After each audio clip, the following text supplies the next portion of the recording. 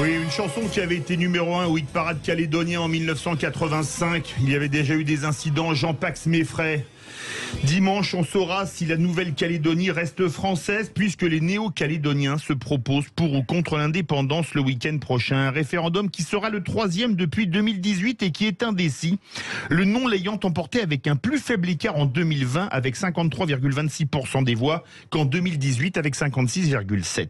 Un référendum boycotté par les indépendantistes alors que la Chine logne vers le caillou. C'est ainsi qu'est surnommée l'île, qui possède d'immenses richesses minérales, en particulier le nickel. Un référendum qui pourrait avoir des conséquences sur le reste de nos outre-mer en cas de victoire du oui. Souhaitez-vous que la Nouvelle-Calédonie reste française? Et vous êtes 88,9% à dire oui sur Twitter. Avec nous, Stéphane Artano, sénateur de Saint-Pierre-et-Miquelon et président de la délégation des Outre-mer au Sénat. Stéphane Artano, bonsoir. Bonsoir. On a l'impression, avec ces référendums à répétition, que la France veut se débarrasser de la Nouvelle-Calédonie. Est-ce une vue de l'esprit? Oui, c'est une vue de l'esprit, puis ça ne correspond pas tout à fait au sens de l'histoire et ce qui s'est passé sur ce territoire en l'occurrence. Je rappelle quand même les accords de Matignon, de Nouméa, et c'est un processus qui de toute façon s'inscrit dans la durée, qui doit aller à son terme puisque le 3e référendum était inscrit dans les accords, il a été demandé, il aura donc lieu. Donc voilà, je pense que ça fait partie des engagements de la France au titre de ce que l'ONU appelle le processus de décolonisation. Je suis désolé, mais c'est comme ça que ça s'appelle au titre de l'ONU. Et donc ce processus, il va à son terme logiquement, et c'est pas une impression. Je pense qu'au contraire, les gouvernements successifs et ce gouvernement encore récemment a quand même exprimé, d'ailleurs Emmanuel Macron l'a encore dit, je crois que c'était pas plus tard qu'avant-hier ou hier soir, qu'il avait dit qu'il regretterait que la France ne serait plus la France en la Nouvelle-Calédonie. Je pense qu'on ne peut pas être plus clair. Philippe Bilger. Monsieur le sénateur, pardon de commencer par une double observation. J'ai passé 8 jours en Nouvelle-Calédonie et j'ai adoré ce séjour auprès des avocats. Le deuxième élément, c'est que je souhaite profondément que la Nouvelle-Calédonie reste française, mais je n'ai pas assez de fatuité pour penser que mon désir personnel puisse l'emporter.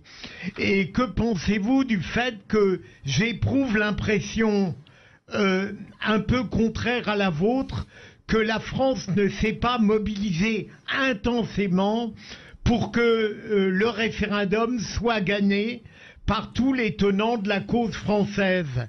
Il y a eu peut-être la maladresse ou la tactique de Sébastien Lecornu avec l'autonomie. Il y a le sentiment que, au fond, la France, perdant un peu de son pouvoir et de son crédit sur le plan européen, pourrait peut-être en pâtir également dans la relation qu'elle entretient avec la Nouvelle-Calédonie.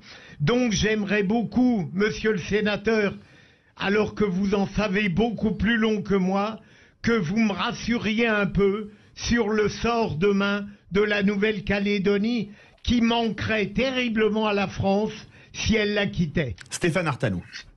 Il y a un élément qu'il faut avoir à l'esprit, c'est que les indépendantistes ont appelé leur camp à ne pas participer au scrutin, ce qui veut dire que sur le plan numérique, on sait quasiment déjà que le non va l'emporter dimanche lors de ce référendum. Tout simplement parce que les indépendantistes, depuis quelques semaines maintenant, ont demandé au gouvernement qu'au regard de la situation sanitaire, le référendum n'ait pas lieu et qu'au regard des décès qui ont touché les différentes tribus dans la province nord, la période de deuil soit observée. Le gouvernement a considéré que les conditions sanitaires permettaient la tenue du référendum. Objectivement parlant, certains même dans le camp loyaliste, disons finalement la non-présence des indépendantistes, c'est peut-être une manière également d'éviter une escalade de violence que beaucoup craignaient. Je pense que le gouvernement a renforcé depuis quelques semaines maintenant les dispositifs régaliens sur le territoire pour faire en sorte, le cas échéant, de pouvoir intervenir. Et je crois que ce référendum, même s'il se passe sur un fond de tension qu'on peut percevoir sur le plan politique, se passera dans de bonnes conditions. La question, par contre, et là je peux vous rejoindre sur la légitimité dès le lendemain d'élection, va être un sujet, puisque la légitimité juridique ne fera aucun doute, mais la légitimité politique, quand un camp ne fait appel à une non-participation, peut effectivement se poser. Mais ceci étant dit, il faut être très objectif, c'est dès lundi quelles sont les conditions dans lesquelles un processus de dialogue va pouvoir s'instaurer sur le territoire pour faire en sorte que la nouvelle relation avec la France, et moi je le souhaite profondément, puisse voir le jour.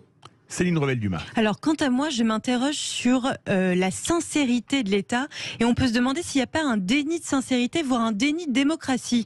Je trouve ça très étrange qu'après, dès les années 60, on ait réaffirmé le besoin de garder la Nouvelle-Calédonie dans le giron français. À partir des années 80, face aux exactions, aux violences ou aux coups des Kanaks, finalement, on s'est dit, l'État s'est positionné en disant, oui, des indépendantistes, en disant finalement c'est peut-être une épine dans le pied de la France, il va peut-être falloir se positionner contre le maintien de la Nouvelle-Calédonie dans les frontières françaises, et on a l'impression aujourd'hui que l'État cherche à garder la face tout en fuyant à grandes enjambées. Ce que je veux dire, c'est que par exemple c'est très étrange de faire trois référendums successifs sur la même question. Je trouve ça assez inhabituel dans la manière d'exercer la démocratie. En plus de cela, il faut bien le dire, ce qui se passe, c'est qui va voter dimanche. Ce ne sont pas tous les habitants de la Nouvelle-Calédonie, ce sont ceux que l'État aura sélectionnés. C'est quand même très particulier de faire un vote où on a sélectionné une population particulière, en l'occurrence une population qui est favorable à l'indépendance. Donc en fait l'État veut le beurre, l'argent du beurre, mais autant dire qu'il s'en fout du sourire de la crémière. C'est-à-dire qu'il s'agit de garder les intérêts économiques de la France en Nouvelle-Calédonie, et les intérêts militaires, mais finalement les droits de ces personnes-là et de la plupart de la population qui sont présentes sur place ne sont absolument pas représentés. Je trouve ça étrange. Et effectivement, les référendums, on était en 2018 à 56% contre l'indépendance, 2020 53% contre l'indépendance à nouveau, mais ça baisse. Alors l'État espère sûrement que dans 2 jours, finalement, ce sera le oui qui l'emporte, mais c'est pas de la démocratie. Stéphane Artano. Alors, ce qu'il faut avoir à l'esprit, c'est qu'il y a un vrai sujet sur la stratégie de la France dans la région Indo-Pacifique. Là, je pense qu'il faut se le dire. Aujourd'hui, la France n'a pas une vision claire de sa stratégie dans la région. L'événement avec les sous-marins l'a démontré récemment, et vous intégrez là-dedans, et d'ailleurs beaucoup d'acteurs calédoniens, dont des collègues qui siègent à mes côtés, m'ont dit finalement la France aurait dû réaffirmer la présence française dans la région, qui permet un équilibre contre les forces, notamment chinoises, qui commencent très clairement à faire plus qu'un appel du pied au territoire calédonien. Le processus de référendum, il a quand même été arrêté par les acteurs de la province du Nord et de la province du Sud, dans le respect du choix des populations. Sous pression des indépendantistes. Et après une prise d'otage qui a été particulièrement sanglante. Oui, oui. Mais tout simplement parce qu'à un moment donné, vous ne pouvez pas non plus le bonheur des gens contre leur gré. Et que sur ce territoire, en l'occurrence, entre la province du Nord et la province du Sud, il doit y avoir un équilibre de trouver. La France peut le faire de manière forte, mais ça ne fera que couler le sang, et je pense que personne ne le souhaite. Je pense que demain, et d'ailleurs, j'ai mon collègue Pierre Frogier, qui est d'ailleurs le dernier signataire des accords initiaux en Nouvelle-Calédonie, dit lui clairement, il va falloir qu'on se regarde les uns en face des autres en se disant qu'on va devoir vivre ensemble avec peut-être des régimes juridiques différents, parce que c'est aussi ça le choix de la clarté, c'est qu'on peut entendre qu'une partie de l'île souhaite plus d'autonomie, parce que pour être indépendant, il faut avoir les moyens de l'être, et aujourd'hui je ne crois pas que la Nouvelle-Calédonie ait les moyens d'être indépendant sans la France, mais par contre elle a déjà un statut d'autonomie administrative, et je ne crois pas qu'il y a d'hypocrisie. Par contre, ce qui est vrai, c'est que très tôt, depuis 1 an, le gouvernement aurait pu dire oui, effectivement, la Calédonie doit rester française. Ça, je peux l'entendre sur le plan politique. Vous avez raison, ça a tardé. Les acteurs l'ont dit également. Moi, je pense que surtout, comme c'est un sujet sensible, le gouvernement a voulu laisser les acteurs locaux gérer la situation. Alors, oui, juste pour revenir sur la méthode en elle-même, restreindre un peu le spectre de la question et du sujet.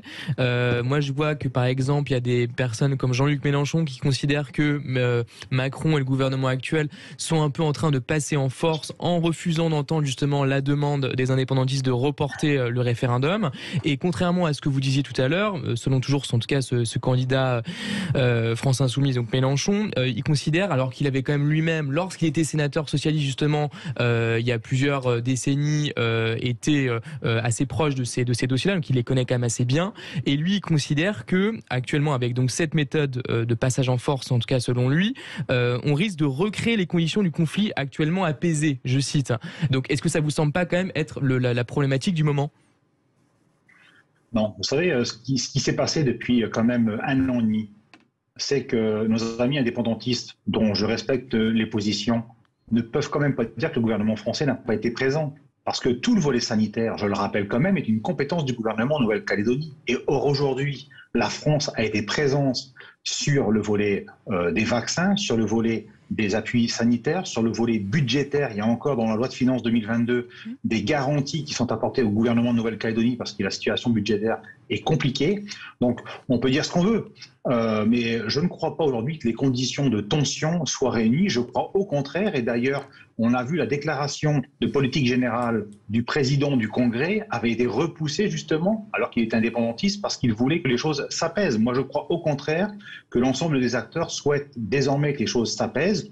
La venue de Sébastien Lecornu dimanche est très mal vue par le camp indépendantiste, qui ne souhaitera pas engager une seule discussion avec le ministre des Outre-mer, sauf après les élections présidentielles de 2022. C'est leur choix. Moi, je crois que dès le lundi, il faudra bien à un moment donné se poser les conditions dans lesquelles les discussions vont pouvoir s'engager, et elles devront s'engager, mais objectivement, je pense que le climat aujourd'hui est moins tendu qu'il ne l'était les semaines passées. Mais est-ce que, je voudrais revenir sur ce qu'a dit Céline Revel-Dumas, par exemple, un Français, un métropolitain, parce que vous qui êtes de Saint-Pierre-et-Miquelon, vous allez dire, mais on est Français en Outre-mer, et évidemment, vous êtes tous Français en Guyane, à Saint-Pierre-et-Miquelon, en Nouvelle-Calédonie. Un métropolitain qui va s'installer en Nouvelle-Calédonie, qui s'est installé par exemple il y a 5 ans, n'a pas le droit de vote pour ce référendum. Est-ce qu'on n'a pas cassé la base de la citoyenneté et du territoire de la République? Et pour le moment, la Nouvelle-Calédonie fait partie du territoire de la République. Est-ce qu'on n'a pas quand même cassé quelque chose en faisant 2 différentes catégories de citoyens calédoniens? Stéphane Artano. On peut dire que sur le plan moral, c'est choquant, mais sur le plan constitutionnel, ça n'a jamais été retoqué. Donc, très clairement, les conditions de vote n'ont pas été retoquées par le Conseil constitutionnel, même si je peux comprendre qu'un citoyen, et même y compris moi, si j'allais en Nouvelle-Calédonie, qu'on m'interdise le droit de vote, je pourrais effectivement sans doute mal le prendre pour les affaires locales, en l'occurrence. Ça n'a pas été retoqué, mais il me semble qu'en doctrine, chez les juristes, il y a plusieurs constitutionnalistes qui avaient quand même mis en avant le fait que cet électorat gelé, entre guillemets, posait quand même problème. Non, mais la question prioritaire, en termes de philosophie du droit, la question prioritaire de constitutionnalité a été demandée sur ce dossier-là, et effectivement, il n'y a pas encore eu de réponse. Mais c'est vrai que c'est complètement insoutenable sur le plan démocratique. Je veux dire, on est en train de essayer de sortir un territoire de toutes les contraintes de toutes les contraintes qu'il y aurait, sans passer par la voix du peuple, ou en tout cas c'est une sorte de mascarade qui est en train de se passer. J'ai un texto d'une amie et fidèle auditrice qui me dit: mon cousin qui y vit depuis 1994 ne peut pas voter non plus. 1994, ça fait 27 ans, ça pose quand même, enfin presque 28 d'ailleurs, on est en décembre, ça pose quand même question, Stéphane Artano, au nom de la citoyenneté. Non, mais moi je veux bien qu'on refasse l'histoire, si vous voulez, hein, ça ne me pose aucun problème. C'est inscrit dans les accords, le processus, il est comme ça aujourd'hui. Ce sujet-là, par contre, il va être réouvert dès après le résultat du référendum, parce que de toute façon, le Parlement français devra légiférer avant 2024 sur un nouveau statut de la Nouvelle-Calédonie dans sa relation avec la France. Donc ces aspects, notamment électoraux, vont être rebattus dans le cadre du processus. Oui, mais il faut quand même bien souligner que ces accords qui ont permis ça sont relatifs à un désengagement parfaitement volontaire de l'État qui ne dit pas son nom. Et c'est là où il y a un déni d'hypocrisie et de démocratie pour moi. Tom Conan, vous voulez réagir? Non, je suis assez d'accord avec ce point-là. Effectivement, je pense que d'ailleurs c'est intéressant qu'on en parle parce que c'est quand même un problème. Les médias français, je trouve, en parlent très peu. Mais ça peut sembler lointain parce que c'est pour ça qu'on s'est dit on va faire le grand débat des vraies voix de Sud Radio le vendredi avant le référendum. Ça l'est par rapport à ceux qui sont effectivement en métropole, ça paraît lointain géographiquement, mais ça ne l'est pas d'un point de vue d'une conception unitaire de la citoyenneté et de la nationalité. Stéphane Artano, comment expliquez-vous qu'on en parle si peu dans les médias métropolitains, vous qui êtes ultramarin? Vous avez quand même remarqué que les médias métropolitains, pour l'instant, sont plus préoccupés par la campagne présidentielle qu'autre chose. Il faut quand même être honnête. On sent quand même que... C'est en avril, là, c'est tout de suite.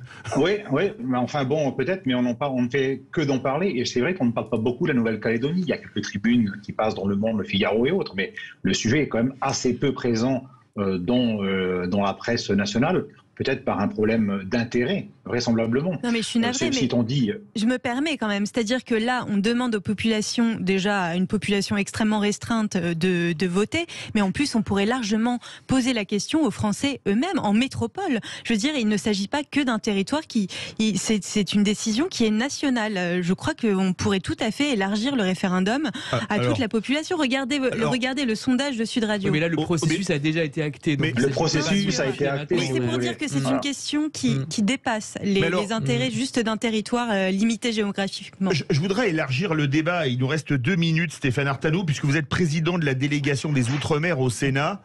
Imaginons que la Nouvelle-Calédonie vote oui à l'indépendance. Est-ce que ça pourrait entraîner une réaction en chaîne, une théorie des dominos? Et pourquoi pas la Guyane, la Réunion et Saint-Pierre-et-Miquelon indépendants dans quelques temps? Vous connaissez un seul territoire outre-mer qui a les moyens de son indépendance sur la France? Citez-moi un seul. Aucun. Il n'y en a pas un. Aucun. Eh bien, vous avez la réponse à votre question. Mais la Nouvelle-Calédonie n'a pas les moyens, mais si elle vote l'indépendance, elle le sera. Il faut quand même être. Moi, je vous dis qu'il y a une clairvoyance et vous verrez les résultats dimanche. Je crois que le non va l'emporter massivement, je n'ai aucun doute. Il n'y a aucun territoire ultramarin qui demande son indépendance. On parle d'autonomie administrative à Saint-Pierre-et-Miquelon. On a une pleine autonomie fiscale et douanière. Par exemple, le Code général des impôts ne s'applique pas. Nous levons toute notre fiscalité à Saint-Pierre-et-Miquelon. Mais ce n'est pas une indépendance, c'est une autonomie administrative que d'ailleurs beaucoup de régions de l'Hexagone nous envient. Je suis navrée, mais on est peut-être en train d'ouvrir une boîte de Pandore, parce que là, récemment, la Polynésie française a été réinscrite à sa demande en 2013 par l'ONU, comme la Nouvelle-Calédonie en 1946, parmi les territoires non autonomes à décoloniser. Ça veut dire quand même qu'on entre dans une rhétorique qui va paraître crédible aux yeux des autres territoires d'outre-mer. Très court, Stéphane Artano. Objectivement, pour bien connaître la situation des territoires ultramarins et les soutiens financiers de la France à tous ces territoires, il n'y en a pas un qui a les moyens d'être indépendant, même si elle a une volonté politique, elle est minime. Merci beaucoup Stéphane Artano, sénateur de Saint-Pierre-et-Miquelon et président de la délégation des Outre-mer au Sénat. Merci. Verdict sur Twitter, souhaitez-vous que la Nouvelle-Calédonie reste française? Vous êtes 88,3% à dire oui. Les vraies voix, est-ce que vous cherchez un lieu de sortie pour vous détendre pour ce week-end? Toujours. Alors écoutez, vous savez où on va aller? On va aller du côté de chez Michou, le cabaret mythique où il y a un nouveau spectacle génial et qui est accouplé à la sortie d'un livre, qui raconte l'histoire de Michou. Oui, ça s'appelle La Nuit en bleu. On va se retrouver dans quelques instants avec la présidente la patronne du casino Michou, Catherine Jacquard, qui est la nièce de Michou. Restez bien avec nous sur Sud Radio.